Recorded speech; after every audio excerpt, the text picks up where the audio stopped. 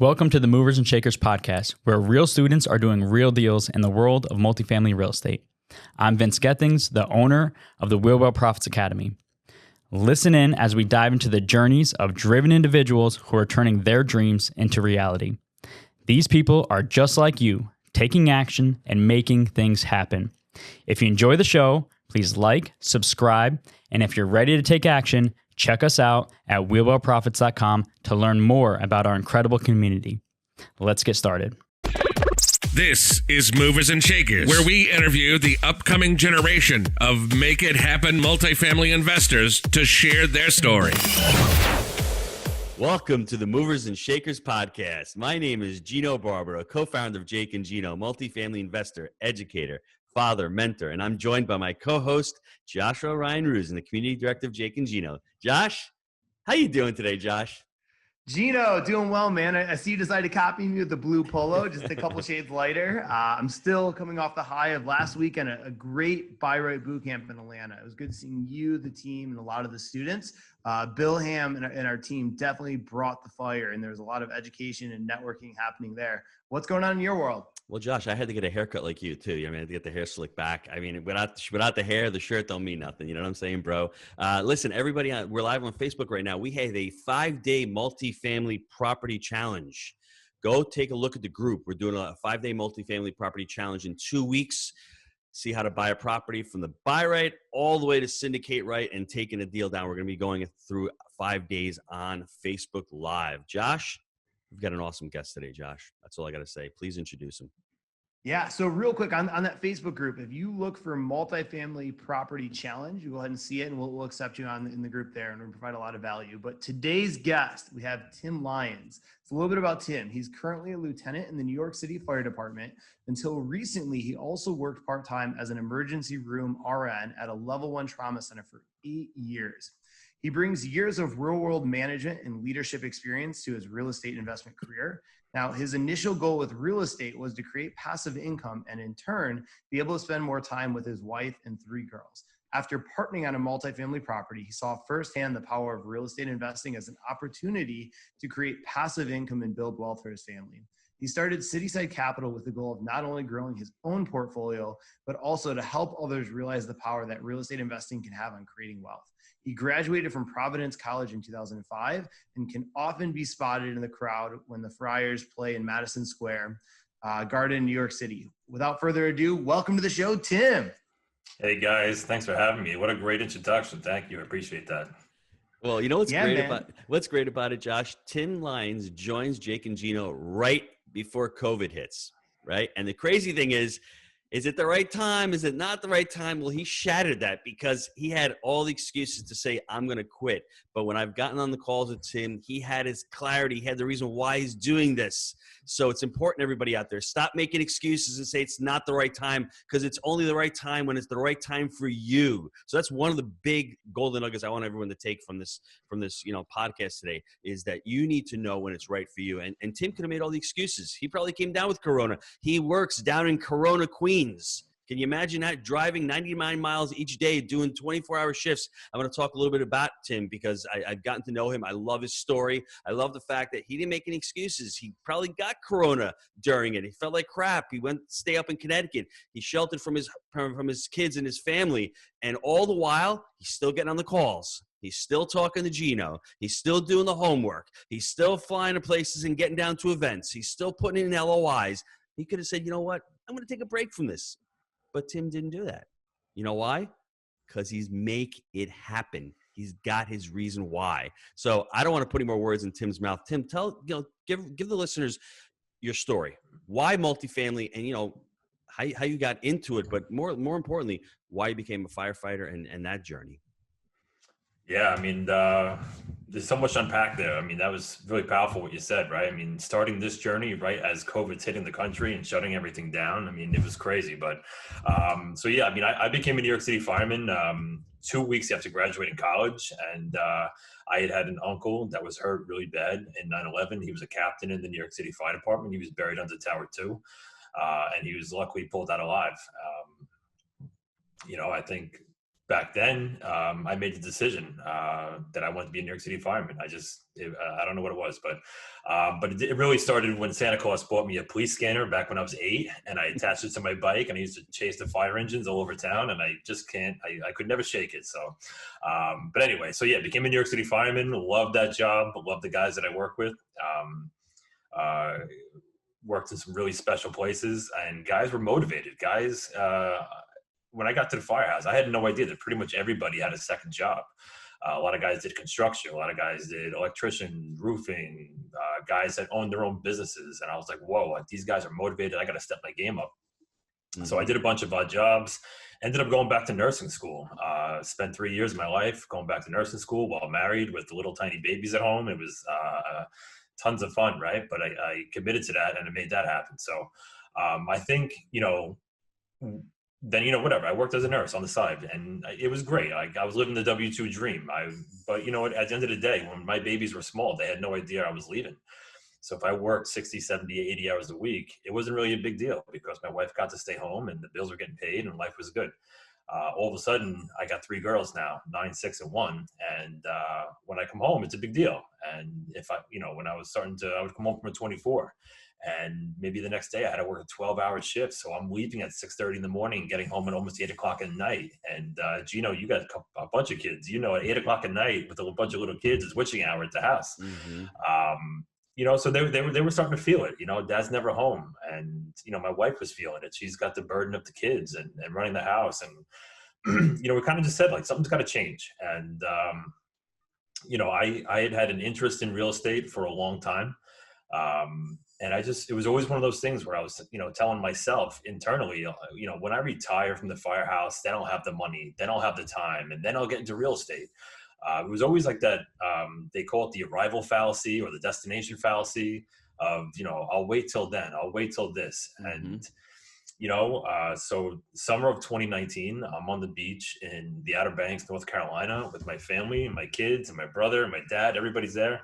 And I'm reading Rich Dad Poor Dad, and I can't put it down. So, I had a beer in my hand. We're building a sandcastle with one hand. I got the book in the other. I just simply can't put it down. 2 days later, I'm done with it. And I turned to my wife on the beach and I say, babe, I'm going to be a real estate investor. And she's like, yeah, Tim, sweet, whatever, man, So, that was July 2019. By November of 2019, I closed on my first 3-family property.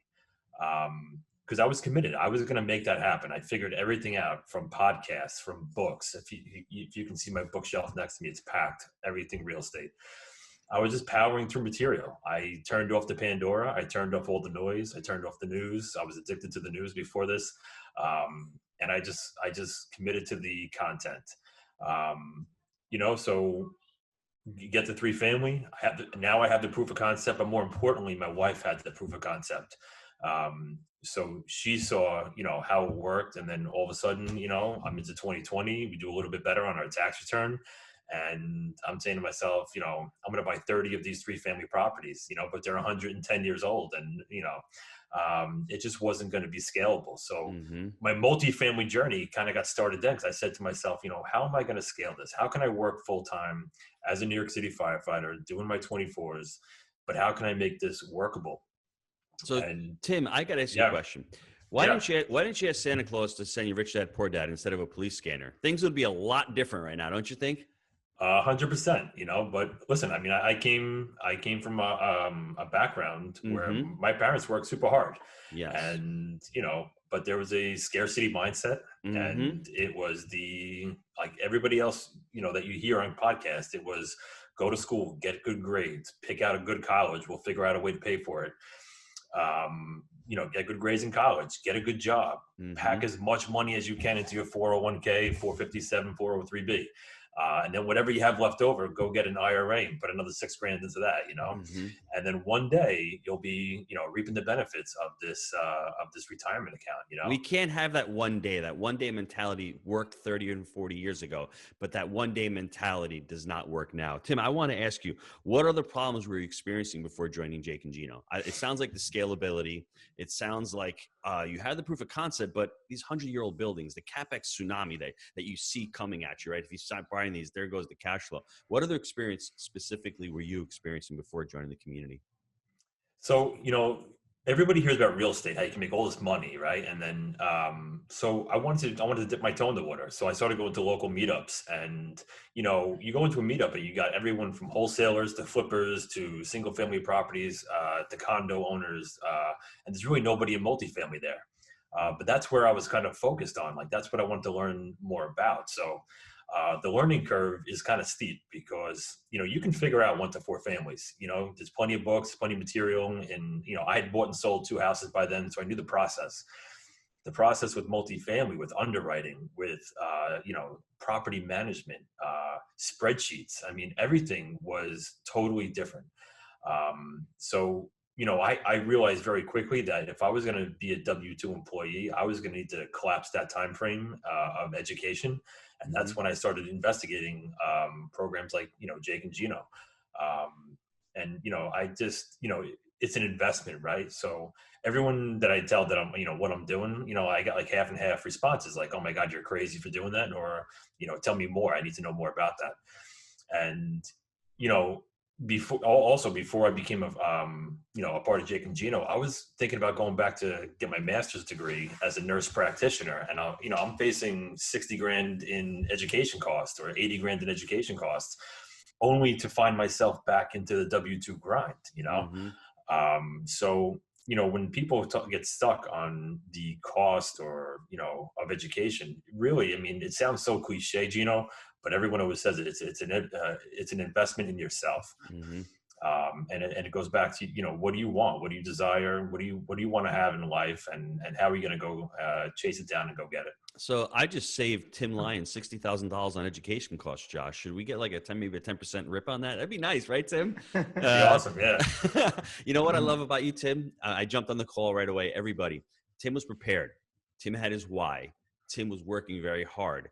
I think a couple of the things that I've seen Tim grow through the community was that education. It's not just a couple of videos. It's being able to jump on a call with the coach, being able to ask questions, being able to walk through the process, getting on the call with me multiple times and saying, hey, how do I do this? How do I look at that? How can you help me set my goals? And even more importantly, hey, there's some amazing people in the community. Maybe I can reach out and leverage them. It's other people's money, but it's other people's time, other people's partnerships, all to that. Tim, speak to that as far as finding partners in the community, underwriting deals and learning the education. I'm speaking for you because I know your journey that you've gone through, and I've seen you at a couple of the events, but speak to that. Yeah, I mean, and it all started with Jake and Josh and Dylan, like on the phone calls in the beginning, because you have so many questions. How does this work? What's the community like? And all this stuff. And I actually, I reached out to some of the community members before I joined, and I said, "What's your experience? How does it work? Blah blah blah," and nothing but great feedback. So I jumped in and I did it right. And, in a few short months, I'm down in Knoxville, Tennessee, shaking hands with all these people that I'm meeting virtually through Zoom calls and through the community Facebook page and all this other stuff. And all of a sudden, it's starting to click, like, partnerships, going bigger, going faster. How are we going to find money in the community? Oh, there's money here. Or who has deals? Who has deal flow? How can I add value to that person? Maybe I'm a good underwriter. Maybe I'm good at capital raising. But, all these things you read about and you learn about through the community, all of a sudden they materialize and you're like, okay, I'm here. Everybody else is here. We're all like-minded. We're all in this together and we want to help each other. And it's amazing. I mean, the partnerships in this community are just, to me, what makes this community great. And it's exactly why I pulled the trigger. So Tim, let me ask this question. When did you realize that you could do this? Because there comes an aha epiphany moment, like, wow, this is not a pie in the sky. I could still do 1 to 4s, but maybe I can do a 20 unit on my first deal. And now at you're raising $5.6 million in your next deal within like 8 months of joining the community.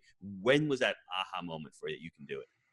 Yeah. So, you had mentioned it right in the beginning. I had gotten sick from, working in New York City. I wasn't feeling great and I didn't know if it was COVID or not, whatever. So I ended up moving into my mother-in-law's house about 90 miles away, and she moved into my house. and to help my wife and kids. So I'm crushing through material. And one day I'm talking to either Josh or my deal coach, and he said, man, you got to get on the phone. And I'm like, well, man, and I was nervous, right? I was so nervous. And I finally said, you know what? I'm going to just get on the phone. And I researched my area at the time, and I called the guy who I saw his name on every single on listing, and I just called him, and he was like the biggest broker in the city.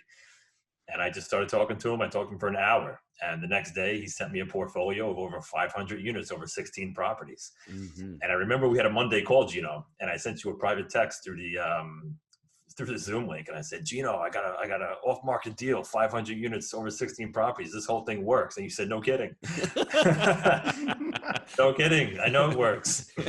Well, you need that, right? Because if you're on an island all by yourself, first of all, you probably don't pick up the call to call the broker. The second thing is everybody out there, and I challenge you probably don't even know what to say to the broker to sound intelligent, which is really important. Then you're going from second base, you're going to third base. The broker's actually sending you the deal. And then to hit a home run, you jump on a call with somebody who's done it, with an accountability coach, with a deal expert coach, with myself, and walk through the process. And it's like, wow, going from buying a 1-family to a 3-family to looking at 500 units is like the aha moment that I can do this. And it's everyone out there. It's not the point where you buy those 500 units or you don't.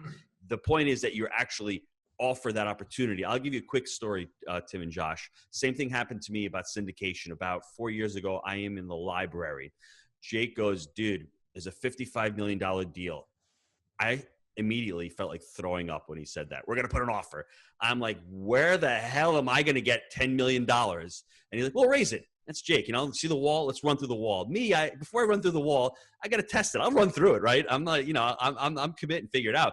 And that was the turning point for me for syndication. I'm like, you know what? If other people can do it out there, I have to figure it out. We're going to put in the offer. We're going to commit. And just because you put in the offer, it doesn't mean that you're going to get the offer accepted and then LOI. You walk through the whole process, but you start figuring it out. And that was the aha moment for me of getting into bigger deals. And it's not just getting the deal. It's now that Tim can call a broker, he has the confidence that every time he calls a broker, he'll know what to expect. He'll know that it works. And he will definitely go and pick up that phone every time he sees a deal. So that's really, really important. Tim, whatever ended up happening with that deal? I remember speaking to you about it. You were looking at it. It didn't work. There were different components to it. Whatever ended up happening?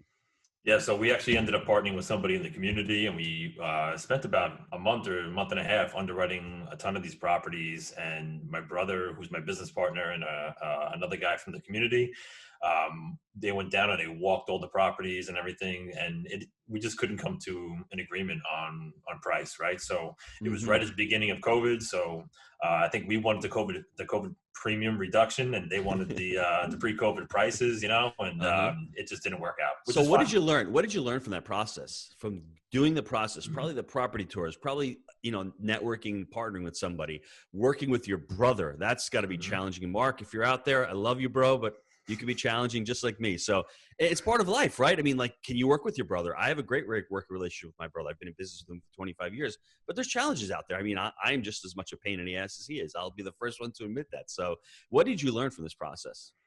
Yeah, I mean, well, first of all, big shout out to my brother Greg.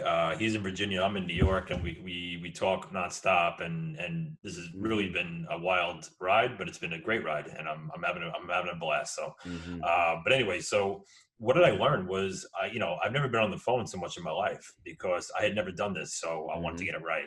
I was talking to property managers. I was talking to lenders, calling them out of the blue. They're trying to get PPP loans through. And I'm like, hey, my name's Tim, and I'm a real estate investor, and I want to talk about loans, whatever. But it worked, right? I mean, I was getting terms. I was getting, they were playing with me too. They're like, all right, how about a 20-year amortization? I'm like, well, how about a 25? And they're like, oh, okay. Yeah, we can do 25. How about 12 months of IO? And I'm like, well, how about 24 months of IO? Yeah, yes, we can do that too, So it was just getting comfortable with the terminology, with what's possible, because you hear through the community what other people are getting in different markets, and that gave me the confidence to ask for it. Because if you don't ask for it, you're never going to get it. So it was just, and talking to property managers, hey, either negotiating the percentages or, how does your model work, and then we ended up having property managers come with us on property tours, so it was developing those relationships. And it was just, that 6, 7, 8 weeks right in the beginning of this was just amazing. Mm-hmm. And I got to tell you, Gino, it's because, when you join the community, you have access to the online platform. And, there's all these videos and they're all broken down, buy right, manage right, finance right. And, it is amazing what you can learn if you're committed. And, I got a whole notebook full of notes here from Jake and Gino, and I refer back to it all the time. Mm-hmm. And so that gave me the confidence to go talk to these people, because once you have that knowledge from within the community, now you can take it and apply it. Tim, can you give the listeners a couple tips on those naysayers? Like for me, my mom didn't know about me partnering with Jake, because the first thing she's like, you're putting, how did she say it? She said to me, Tim, you've got 6 mouths to feed. You're taking too much risk back in 2008. Now I look back at it. If I hadn't done it, I'd be in New York with a restaurant that I'd have to be sitting people out in the parking lot in October. My business would absolutely be crushed. And now she's like, "Whoa, what do you do now?" So I didn't tell her until I had 200 units. And then I'm like, I'm ready to get going. I'm ready to leave the restaurant. And she looked at me all bewildered. And she said, "Huh?" I said, "Mom, for the last 2 years, you've been walking by me telling me I work too hard. And I'm working during lunch and I'm working at home. What do you say to the naysayers that say to you, you got to be crazy? Multifamily? What are you thinking?" So, Gino, I wish you can come visit me in the Firehouse, because I get called Bernie Madoff. I got a Ponzi scheme going. You're a little better looking than Bernie Madoff. No offense. You're a little younger and a little better looking. So, the guys, to the brothers in the fire department, I love you guys. But, I have a lot of naysayers, right? They're like, dude, what are you doing? How does this work? Because, and even like raising money for deals that we're doing now is, for the longest time, I was Tim the fireman and Tim the nurse, right? Yes. Now I'm Tim the multifamily guy. Like, how does that work? Mm-hmm.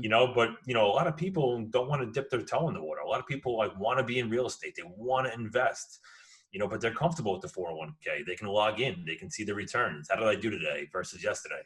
Multifamily real estate, that sounds a little bit complicated. So I'm just I'm going to put my walls up and I don't want to talk about it.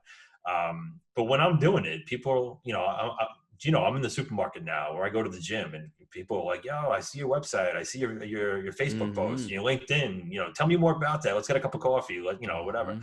Because people are watching. And listen, I think everybody should know that real estate's a marathon and not a sprint. I'm not going to go buy the Aston Martin tomorrow, but maybe one day.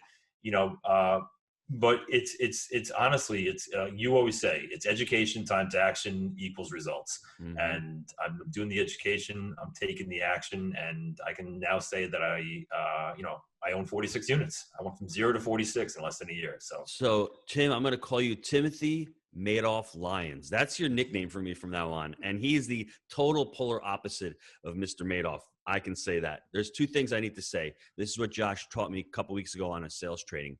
If you're living out there in fear, you are not going to take action. Once you start getting angry about your situation, there's nothing wrong with anger. It's still a catabolic level of energy. Once you get angry about your situation, angry about having to drive down to Corona, angry about getting home at 8 p.m., angry about your 401k becoming a 201k, angry about spending $60,000 on your education only to continue the rat race, angry about working 60 hours in the restaurant and having to work on the holidays and the weekends, angry about missing all your friends and all your family's events. When you get angry, that's when you take action. So if you're sitting on the sidelines and you're afraid, and let me tell you, I was afraid because I identified as the pizza guy. I was the moron with the chef coat and I was dirty. Tim is the firefighter. That's when he identified as. Once we made the shift and said, no, we're going to become investors. We're multifamily investors. That's when the light goes off. That's when we get angry. And that's when we start taking action. So if anybody's out there on the fence being fearful, there's nothing wrong with it, but you're not going to take action. Realize that. You need to get angry about your situation, and you need to find the right community. You need to find the right steps, and you need to stop making excuses and go out there and take action. Did I sum that up good for you, Josh? All right, Tim, I want to get into your first deal, that 46 unit, because that's really exciting. Let's talk about that. Yeah. So when I said 46, I'm adding in my 3-family. I can't discount my small multifamily. So, dude, nice. That 3-family, $7,000-8,000 a month. Nothing wrong with that. Pays your health care, right? Once you become an entrepreneur. Yes. So this first deal, when I'm in the community, when you join the community, you get a couple of coaches, right? So three things: you get an accountability pod, which is your coworker, your people. We meet every 2 weeks. It's an amazing accountability pod. Second, you get a deal coach, right? And then you have an accountability coach. That's a much more experienced member of the community, and it's Darren. Darren's awesome. So I just hit it off with my deal coach. We're both New Yorkers. I don't know what it was. We just totally hit it off. And he's mentioned to me that I remind him of himself 10 years ago. Mm-hmm. So there was an opportunity that he gave to me to kind of join him on a much larger deal than I could have done by myself. And it was awesome. And I learned so much from that deal. So basically it was a 43 unit B++ property. It was located in York, Pennsylvania, and it was a $5.7 million deal, about 132 a door, I believe. And we were able to raise nearly $3 million in a matter of days. Mm-hmm. Because people are starting to educate themselves. They're starting to move away from the retail brokerages and the stock market roller coaster. I mean, people are just they're getting nauseous over it. And then all of a sudden they start opening the door to tax benefits and cash flow and all this stuff, and they want in. So, I mean, if anybody is thinking about syndication, I mean, we raised that money in a matter of days. 2 Zoom calls and a bunch of phone calls, and boom, we were there. So that was a 43 unit. We just closed that on August the 31st.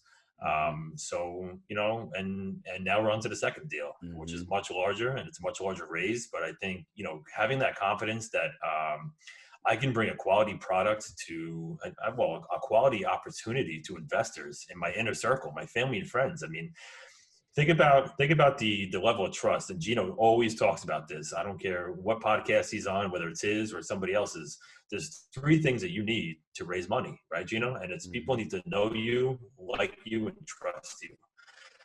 And that's a lot. I mean, it's a big responsibility. Mm-hmm. To take other people's money and to buy real estate. So that's the part that I love, though. I love educating the people on what's possible, what's out there, mm-hmm. and what we're doing and how it works. And people are loving it. I gotta be honest with you.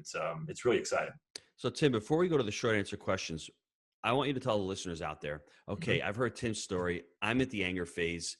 How do I get into my first deal? What are the steps I need to take to get into my first deal? So it really starts with, I think, mindset and education, mm-hmm. right? So it's funny. A lot of the real estate podcasts start with mindset and personal development. And at first I was a little bit, I guess I had some limiting beliefs, on personal development. And, you start hearing the same names, Tony Robbins and Jim Rohn and Zig Ziglar and all this stuff. And I'm like, what are these guys talking about, man? Mm-hmm. And then I also would hear a lot about partnerships, and I'm like, I really don't want to partner, because I want to have my own property and I want to do my own thing and I want to be in charge. And Jake talks about the I'm a mentality. I'm going to do this and I'm going to do that and I'm going to do everything. But it starts with mindset. It's having a clear goal about what you want to do, how you want to do it, and then taking action towards it. And Josh always says, done is better than perfect, right, Josh? Mm-hmm. Love it. So it's really mindset. Then it's education. Like, there's so many rabbit holes that I've gone down by reading books. I mean, reading about taxes. I mean, I never thought I'd read about taxes. Reading about real estate finance and underwriting. And I never thought I'd pick up a computer and start doing spreadsheets ever again in my life after college. Mm-hmm. And now I love it. I dive into it because it's amazing, the power of real estate. And so I would say mindset and education. I love that. Let's take a quick time out to hear from our sponsors.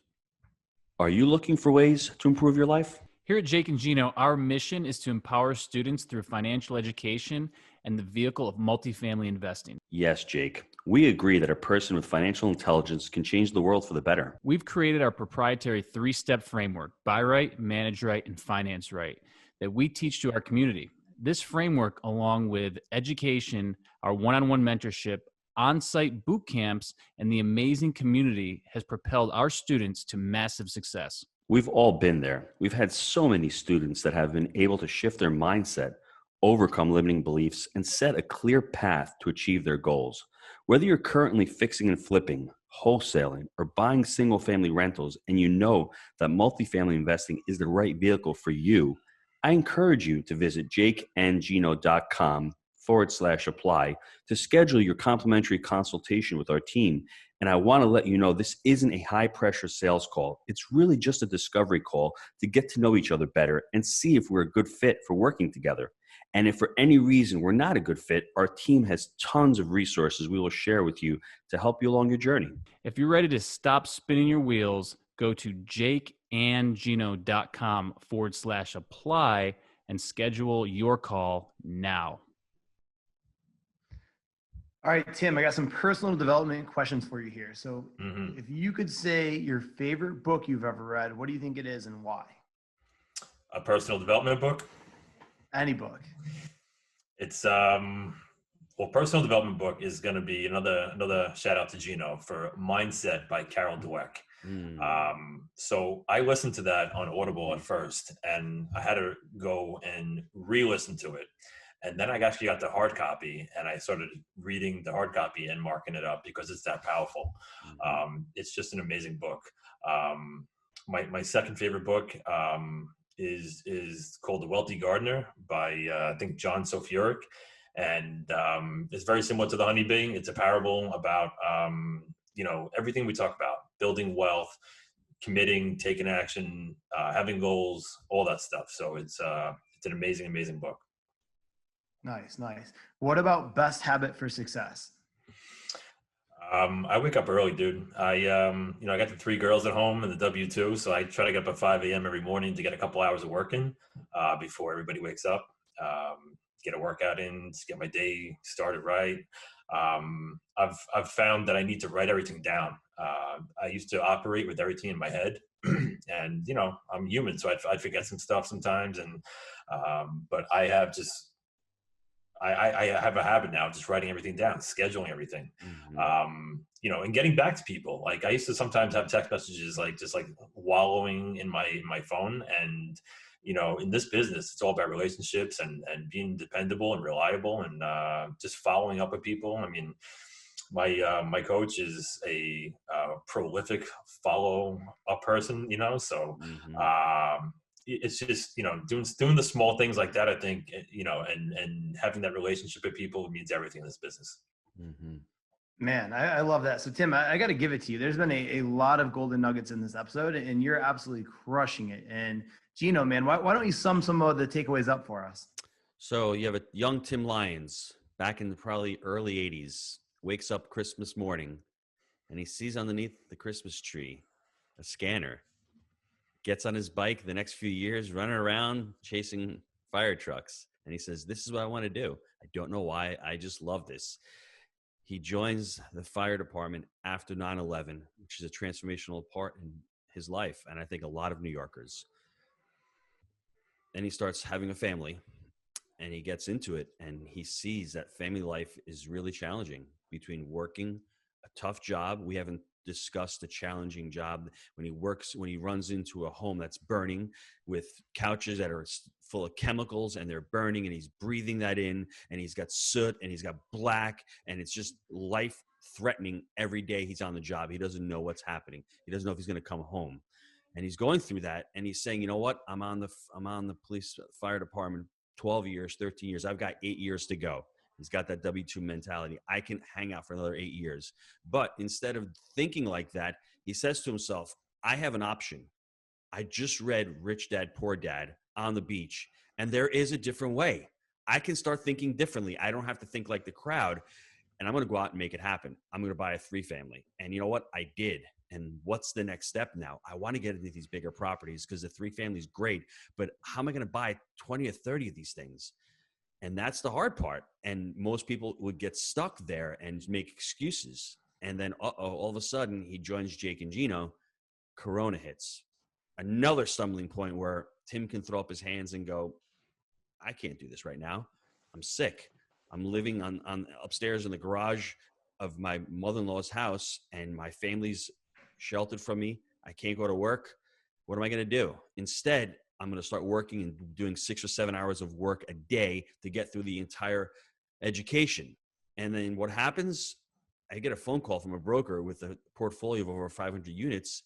3 months ago, I wouldn't know what the hell to do. But now I've got the education. You know what? I'm going to spend some time with the broker. And an hour's passed, and I'm not normally on the phone, but this is actually fun. I'm diving into it. And I'm actually going to these events that Jake and Gino has, and I'm meeting students. And I'm getting out of my comfort zone, which is the most important thing. And I'm pretty angry about my situation. And I'm actually going to go out and create a plan. And I'm going to shatter a lot of my limiting beliefs by talking to community members, whether it's I don't have enough money, I don't have enough time, I don't have enough experience. All of that can stop Tim, which stops a lot of people, but he had enough clarity and he knew what his why was. His why is his family, and his why is his financial future, and his why is not that he doesn't like his job, but he knows that he can be doing something different when he retires. And the amazing thing about it, everybody, is he's creating a plan, and it's so empowering to know that if he wants to leave the fire department next year, he can, but he doesn't have to. And when we have choices and we become autonomous, and our choices become autonomous, and we can do what we want to, that's the most empowering thing in life. So I think that's what really resonates with me, is Tim's not making any excuses about his situation. He's going out there, educating himself, pushing himself out of his comfort zone. And now one of the most important things is he's starting to identify as an investor, where other people would see him as someone working in the fire department. Now they see him as somebody investing in real estate. And importantly, he's telling people about it. And his mindset is shifting from a limiting belief of there's not enough money to how do I raise capital to all of a sudden, I've got an amazing opportunity for people to make money with me. I've got a fiduciary responsibility. Know, like, and trust. That's what they got to know about me. And I need to know this stuff. I need to know it inside and out. I need to know what I'm investing in. And how did I do that? I've done all the hard work in the back end, and I'm working on my mindset continually, and I'm working on my education continually, my relationships, learning the market, and continue to build that. So that's been an amazing transformation. And everybody, it hasn't been that long. It's been 9 months through a pandemic. So I have to ask everybody out there, and I got to challenge everybody out there, what are you doing during this pandemic? Are you making excuses? Are you listening to the merry-go-round in the news? Or are you working on yourself? That's up to you. I challenge everybody out there right now. See what you've done in the last 6 months. Have you gotten better, or have you gotten worse? Because there's no excuse out there. Because Josh has gotten a lot better and Tim's gotten a lot better. So what are you going to do? Make excuses or get angry as hell like I am and get better? That's all I got, Josh. Boom. Tim, how can the listeners get a hold of you? Yeah, so you can check out my website. Greg and I, we have a company called Cityside Capital, and the website is citysidecap.com. My email address is simply tim@citysidecap.com. Well, listen, Tim, I want to thank you for being an amazing guest on the show and sharing your movers and shakers story. Now, guys, if you want to be the next guest on the show, email me, josh@jakeandgino.com. And listen, if you like the show, please leave us a review. And until next time, let's make it a movers and shakers week. See you, everybody. Thanks, Tim. Appreciate it. Thank you, guys. Thank you.